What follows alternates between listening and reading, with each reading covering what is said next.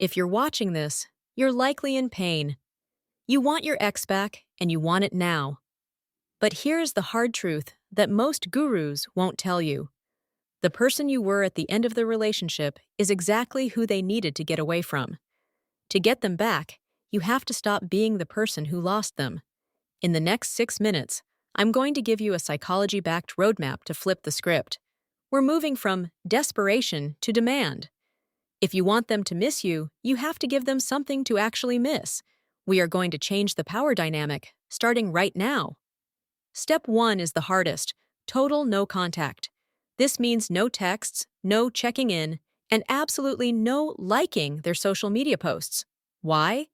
Because of the scarcity principle. In psychology, we value what is rare. Right now, you are high supply. You are always available. You are predictable. By disappearing, you create a psychological vacuum. Their brain is used to having you as a safety net. When you pull that net away, the relief they felt after the breakup turns into curiosity and eventually anxiety. They begin to wonder, why aren't they begging? Have they found someone else?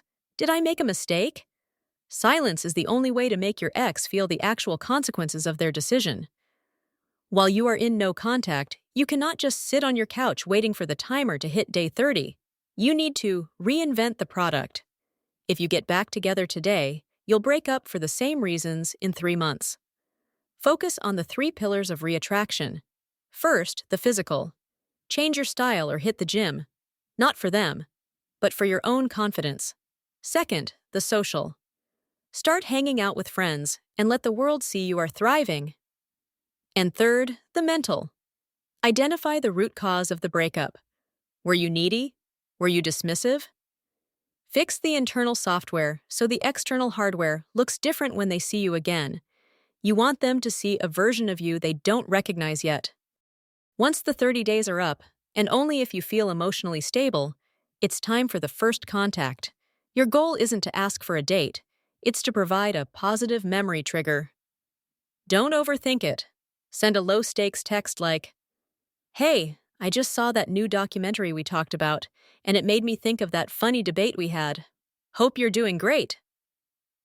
That's it. No, I miss you. No, can we talk? You are testing the waters. If they respond well, keep the conversation light and brief. If they are cold, you go back into no contact immediately. You must maintain the power by being the one who is willing to walk away first. When you finally reach the point of meeting for coffee, use the mirror technique. Reflect their energy. If they are guarded, you stay casual. If they are warm, you can be slightly warmer. But most importantly, do not bring up the breakup.